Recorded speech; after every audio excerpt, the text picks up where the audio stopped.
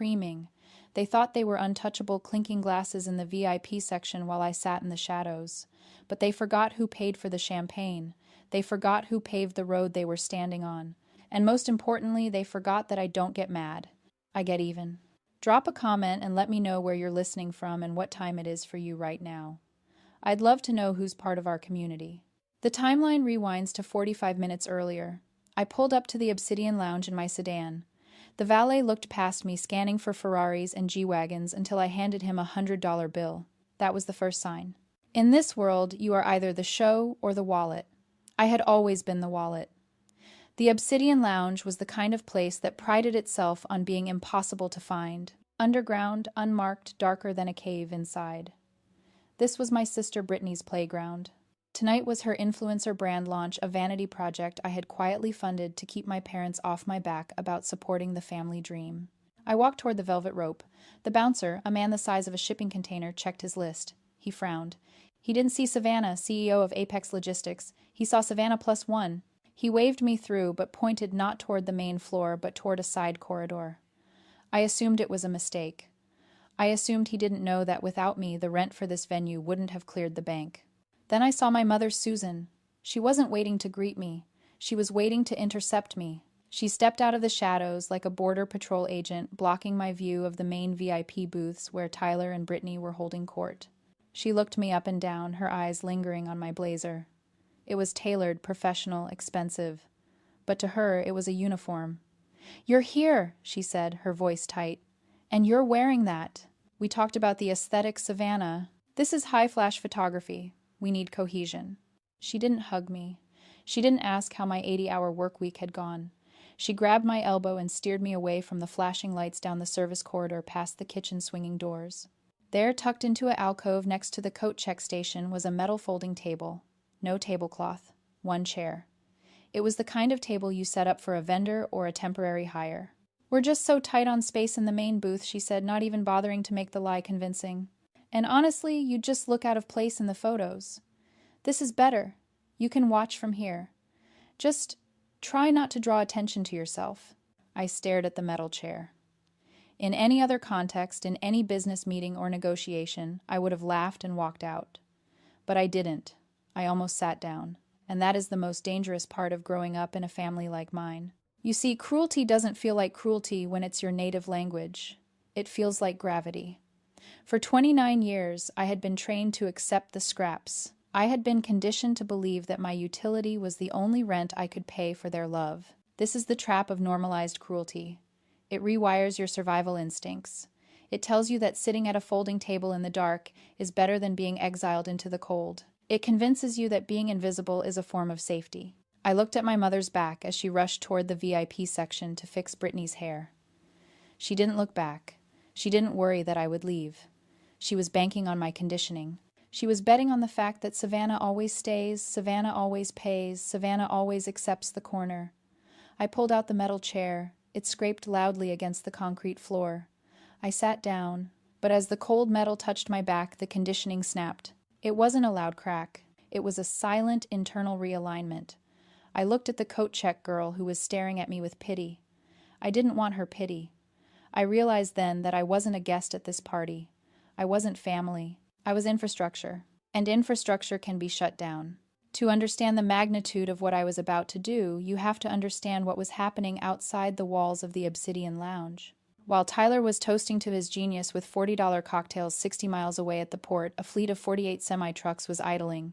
They were branded with the logo of my company, Apex Logistics. Inside those trucks sat $6.1 million worth of inventory. Tyler's revolutionary new tech hardware, scheduled to hit shelves nationwide at 9 a.m. Tomorrow morning. This launch was his entire life. It was the golden ticket my parents were banking on for their retirement. It was the funding source for Brittany's endless vanity projects, and I was the only reason it was happening. When other shipping companies laughed at his timeline and his budget, I stepped in. I pulled strings. I called in favors I had spent 10 years earning. I absorbed the overtime costs. I personally oversaw the routing to ensure not a single unit was late. I wasn't just his fiancé. I was his supply chain. I was the invisible engine that kept their shiny, expensive lives moving forward. I looked across the room at my father, Robert. He was laughing at something Tyler said, clapping him on the back. 2 years ago, when he made bad investments that nearly cost them their house, I was the one who wired the funds to bail him out. I didn't ask for a thank you. I didn't ask for a plaque on the wall. I just did it because that is what the engine does. It works. It hums. It keeps the lights on so the stars can shine. But tonight, looking at them from my folding table in the dark, I realized I had made a critical calculation error. I thought I was their partner. In reality, I was their utility. You don't thank the electricity. You only notice it when it cuts out. The realization didn't make me cry. It clarified things. It stripped away the emotional fog and left only the cold, hard lines of a business decision. If they treated me like a servant, it was because I had allowed them to believe my services were free. That ended now. I reached into my clutch and pulled out my work phone. It was a secure device, encrypted, linked directly to the central dispatch system of Apex Logistics.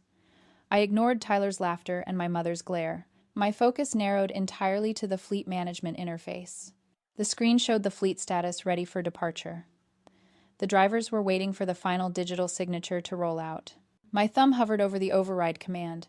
This wasn't a tantrum. This was a breach of contract termination. Tyler had violated the unwritten clause of our partnership, mutual respect. And in my world, when you violate the contract, you lose the cargo. Hesitation creates bottlenecks. I executed the command. I typed in my authorization code. The screen flashed red. Status updated, locked, grounded, return to base. I typed one text message to my VP of operations, knowing he was monitoring the launch board. Kill it. Turn the trucks around. Breach of character. Do it now. I pressed send.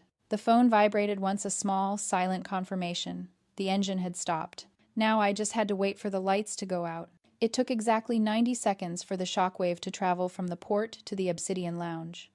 I watched Tyler pull his phone from his jacket pocket, annoyed at the interruption. He glanced at the screen, expecting a congratulatory text or a stock update. Instead, his brow furrowed. He tapped the screen aggressively, swiping refresh as if he could scrub away the reality staring back at him. Then he looked up. His eyes scanned the room, bypassing his investors, his friends, his adoring fans, until they locked onto me in the shadows. He didn't look worried. He looked furious. He stormed across the room, weaving through the dancers, his face a mask of indignation. My mother and Brittany followed him, sensing a shift in the atmosphere. Tyler stopped in front of my folding table, looming over me. "What did you do?" he hissed, keeping his voice low to avoid a scene. "I just got a notification. The fleet is grounded.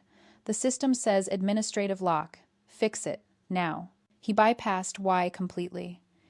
In his mind, I wasn't a partner with a grievance. I was a malfunctioning server that needed a reboot. I looked up at him, my expression blank. "It's not a glitch, Tyler," I said, my voice calm enough to cut glass. I revoked the clearance. "The trucks aren't moving." "Are you insane?" Brittany chimed in, her voice shrill. "This is my launch party, Savannah. You're ruining the vibe because you're jealous that I'm in the VIP booth and you're back here with the coats. It's pathetic." "Lower your voice," my mother snapped, glaring at me. "You are embarrassing this family. Fix the shipping, apologize to Tyler, and maybe we can discuss letting you sit at the main table for dessert. Stop acting hysterical." Hysterical. That was their favorite word for any woman who refused to be convenient. Arguments are inefficient. I placed my phone on the metal table and pressed the speaker button. "Ben," I said clearly, "you're on speaker." My VP of Operations' voice filled the small alcove, crisp and professional. "Go ahead, Savannah." "Terminate the Brooks Technology contract immediately," I said, looking Tyler dead in the eye. "Cite the character clause. Irreconcilable breakdown of trust. Effective immediately." "Copy that," Ben replied. "Contract voided. Fleet is returning to base." "You can't do that," Tyler screamed, forgetting to whisper. "We have a deal. You can't just cancel $6 million worth of logistics because your feelings are hurt." "I just did," I replied. Before he could lunge, a shadow fell over the table. The crowd parted not for Tyler, but for a man walking with the kind of quiet authority that makes room noises cease. It was Marcus, the legendary venture capitalist who had put the seed money into Tyler's company. He walked right past Tyler. He didn't even look at my mother. He stopped in front of my folding table. "Savannah," Marcus said, his voice warm and confused. He extended a hand, ignoring the coat check tickets fluttering nearby. "I was looking for you in the VIP section. Why is the Queen of Supply Chain sitting in the dark?" The silence that followed was absolute. My mother's mouth opened, but no sound came out. Tyler looked like he had swallowed glass. Just handling some last-minute adjustments, Marcus, I said, shaking his hand without standing up. Well, Marcus said, turning to look at Tyler with cold, flat eyes. I hope you treated her well tonight, son. You do realize Apex Logistics is the only reason my firm backed your hardware, right? We invest in infrastructure, not ideas. And she is the best infrastructure in the game. The color drained from Tyler's face so fast he looked like a ghost. The narrative they had built that I was the charity case, the invisible sister, the lucky fiancé, had just been dismantled in 3 sentences. Marcus looked at the folding table, then back at me. This isn't a seat for a partner, he said quietly. It looks more like a seat for a servant. Tyler looked like a trapped animal. His eyes darted from Marcus's disappointed face to the fleet status notification on his phone, then back to me. He needed a lifeline. He needed to prove to his biggest investor that this was just a lover's quarrel, a misunderstanding, and not the systemic devaluation of his most critical business partner. He forced a smile that looked more like a rictus of pain. Marcus, you have it all wrong, he stammered, his voice rising an octave. We adore Savannah. She hates the spotlight, that's all. We gave her this private table so she could relax. Look, I even bought her a gift. He lunged toward the end of the metal table where a small flat box wrapped in silver paper sat ignored next to my clutch. He grabbed it and shoved it toward me, his hands shaking. Open it, Savannah, he urged, a desperate edge creeping into his tone. Show Marcus how much we care about you. It's for our future. I looked at the box. It was heavy, flat, the size of a jewelry case for a necklace or perhaps a tablet. My mother nodded encouragingly from behind him, her eyes pleading with me to play along, to save the scene, to be the good girl one last time. I didn't reach for it with excitement. I reached for it with the caution of a bomb technician. I peeled back the silver paper. There was no velvet box inside. No Tiffany blue. It was a thick, cream-colored envelope with a legal seal. I opened the flap and slid the contents out onto the cold metal table. It wasn't a love letter. It was a contract. It's just some housekeeping for the wedding, Tyler said quickly, sweat beading on his forehead. Just some asset protection stuff so we can merge our finances smoothly next month. I wanted to surprise you with financial security. I flipped past the first page, which was a standard benign prenuptial agreement cover sheet. I turned to page 4, then page 7. My eyes narrowed. Buried in the dense legalese of paragraph 12, section B, was a clause titled Irrevocable Proxy. I read the fine print. It granted Tyler full voting rights for my shares in Apex Logistics in the event of my incapacity or absence, and right below that, a durable power of attorney effective immediately upon signature. The room seemed to tilt. The pieces fell into place with a sickening click. The isolation at the dark table. The endless glasses of champagne the waiter had tried to press on me earlier, which I had refused. The pressure to just relax and not worry about business. This wasn't a birthday party. It was a heist. Tyler hadn't invited me here to celebrate his launch. He had invited me here to get me drunk, keep me in the dark, and have me sign away control of my company under the guise of wedding paperwork. He wasn't just using me for logistics. He was planning a hostile takeover of my life's work. I looked up at him. The man I was supposed to marry wasn't looking at me with love. He was looking at me with the panic of a con artist whose mark just spotted the mirror. You didn't buy me a gift, I said, my voice barely a whisper, yet loud enough to silence the immediate vicinity. You bought yourself a company. I turned the document around and slid it across the table toward Marcus. Read paragraph 12, I said. He tried to steal my vote. Marcus put on his reading glasses. He read the clause. He didn't say a word. He didn't have to. The silence that stretched between us was the sound of a guillotine blade hanging in the air, waiting to drop. Marcus set the document down on the folding table with a sound that felt louder than a gunshot in the hushed room. He took off his glasses and folded them slowly, deliberately. The music had stopped. The dancers had frozen. My parents looked like they were watching a car crash in slow motion. Tyler opened his mouth to speak, to spin another lie, but Marcus held up a single hand. Unethical business practices, Marcus said, his voice carrying effortlessly across the lounge. Clause 4.1 of our investment agreement.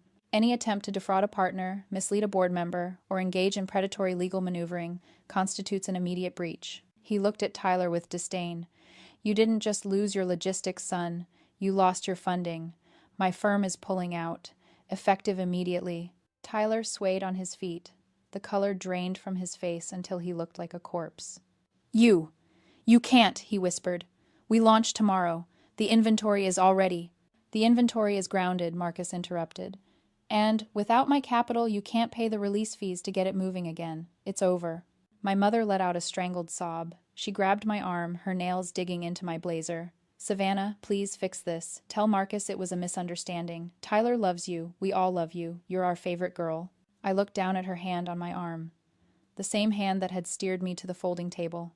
The same hand that had hidden my coat so I wouldn't ruin the aesthetic. "Your favorite girl?" I repeated, my voice soft but lethal. 10 minutes ago I was an embarrassment.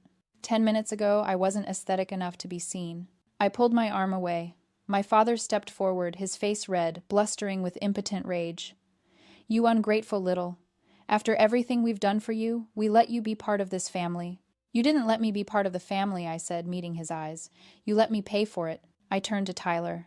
He was staring at the floor, defeated, his arrogance stripped away to reveal the small, greedy man beneath. "You didn't just lose a fleet," I told him, my voice steady. "You lost the only person who knew how to save you." I picked up my clutch. I didn't look back at the folding table. I didn't look back at the gift box that was actually a trap. I walked past Marcus, giving him a small nod of gratitude. He tipped his head in return. I walked through the silent crowd past the VIP booths that now looked cheap and tawdry under the harsh lights. I walked out the front door of the Obsidian Lounge and into the cool night air. Behind me, I could hear the chaos starting, the shouting, the accusations, the sound of a dynasty crumbling into dust. But I didn't turn around. I had a company to run. The next morning, the sun hit my desk at 7 a.m., illuminating the dust motes dancing in the silence. It was the quietest my office had ever been. Usually the morning of a major client launch is a war room, phones ringing, dispatchers shouting, adrenaline spiking.